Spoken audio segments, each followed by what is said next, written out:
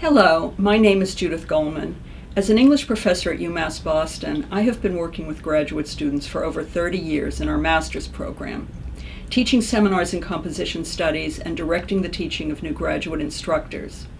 I've been a writing program director and a department chair. Currently, I direct the University Office for Faculty Development. Since graduate student development is part of our mission, I'm especially pleased to be part of this project. So let's get started. Through conversations with students over the years, I have become aware of some misconceptions about graduate school that make it difficult to feel confident. In this tutorial, I will draw on those conversations and try to correct some of those misconceptions so that you can position yourself for graduate study in a way that is both realistic and productive. New graduate students tend to be insecure about their own preparation. As a result, they may have, to some extent, assumed the following. They are not as well prepared as everyone else. They are supposed to already know what they are actually there to learn. And their professors will expect flawless performances in class and on assessments. It's easy to see how intimidating these misconceptions are. Rather than framing graduate school, as a place to grow intellectually and develop authority through deep learning, they frame it as a site for showing mastery without help or process.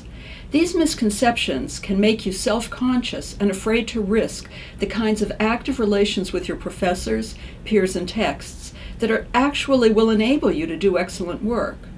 I have seen lively, risk-taking undergraduates turn into nervous, stifled graduate students who were afraid to ask a question or make a mistake simply because they were now in graduate school. Mystifying graduate school as a place where you are expected to know without learning can make it a painful and isolating experience. Many students will find professors who tackle these misconceptions head-on and show them how to enter the conversation in their field of study as lively learners in progress. These professors will develop syllabi that are structured as learning processes.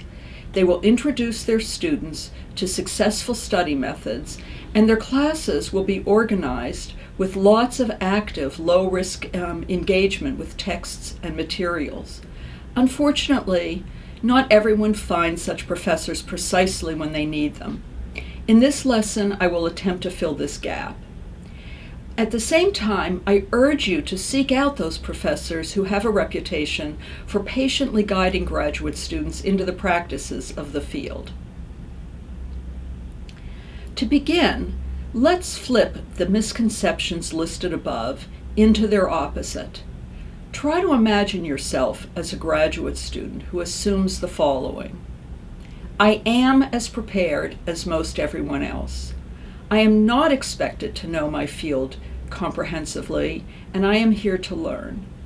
My professors understand that advanced learning, as all learning, involves trial and error. They will be supportive as long as I make a strong effort.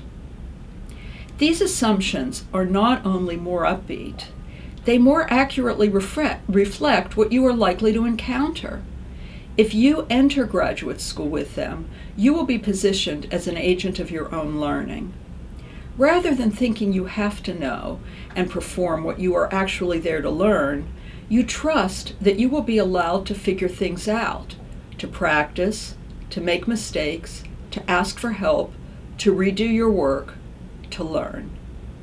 These conceptions are better than the old ones, to be sure, but they do not constitute a magic wand. They put a lot of responsibility on you to reflect on how you are learning and to make adjustments that fit the circumstances. And since a great deal of graduate study, in the humanities and social sciences especially, involves advanced reading and writing, this is where you may need to make the most adjustments. In other words, misconceptions about the work of reading and writing can also stymie your progress.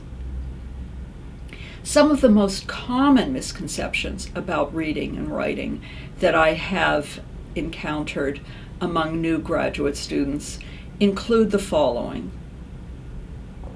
Good readers should understand a text after reading it once. Underlining or highlighting a text is an effective way to prepare to discuss or write about it. Good writers should be able to produce a strong paper in one draft with some light editing. Good writers should not change their minds once they start to write a paper. Historians have traced the origins of these misconceptions and analyzed their staying power. I won't go into that history here. Suffice it to say that these assumptions work okay as long as one is reading texts that reflect what is already known, or one is writing essays to reproduce conventional ideas as a test of mastery or memory. On the other hand, when one is being trained to contribute to the knowledge in a field or to draw connections across fields in new ways, as is typically the case in graduate school, then one's reading and writing practices need to reflect these purposes. The work of reading and writing becomes messier and more complicated when new knowledge is expected, not just the reproduction of received ideas.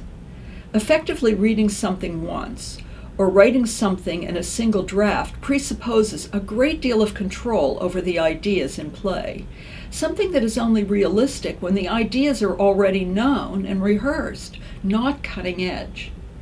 Rereading and rewriting are practices that allow you to evaluate the new ideas you encounter, to locate problems, frame questions, speak back to an author, notice opportunities for making a contribution to the ideas in play, and to develop those ideas into coherent texts of your own making. The practices of underlining and highlighting texts represent similar problems. Using these practices exclusively, one tends to focus only on main ideas, as though one were going to be tested on them, instead of having to find an angle of one's own for advancing, countering, or revising some part of what one has read, not necessarily just the main ideas. A writer who is expected to make a new contribution needs practices that match this purpose from the start. Making notes in the margins or in your notebooks in relation to specific passages that you find significant is a simple but powerful practice for this purpose. A very wise teacher, Anne Berthoff, has written, "Elements of what we want to end with must be present in some form from the very start." If you want to end up with fresh ideas of your own in writing, then you need practices for interacting with texts in this way from the start. The items mentioned previously, then, are not so much misconceptions as misplaced conceptions. They're not right for the place you are entering, graduate school, because they do not facilitate the production of new knowledge. As we did before, let's flip those misconceptions into their opposite. Imagine yourself now as someone who believes the following. Advanced reading involves rereading. Responding to texts by making notes about them, in my own words, is an effective way to prepare for constructing new knowledge in writing. Writing involves drafting and redrafting in order to address and manage complex and layered agendas that unfold as I write. The writing process itself produces new understanding and will sometimes lead to a change of mind about my core ideas. With this list, our short lesson must end. By way of conclusion, I want to emphasize that in my experience, you will be a much more confident graduate student who gets more out of your classes if you adopt the flipped reading and writing practices I've just listed. These practices will actually help you to be the person in the first list we flipped, discovering that you are as prepared as everyone else, that you are in graduate school to learn, not just perform, and that you have the methods you need for making this happen. These simple reading and writing practices will position you for active, engaged learning and for making fresh, creative contributions to your field. I'd love to hear from you about this, and I invite feedback once you've tried them. Good luck!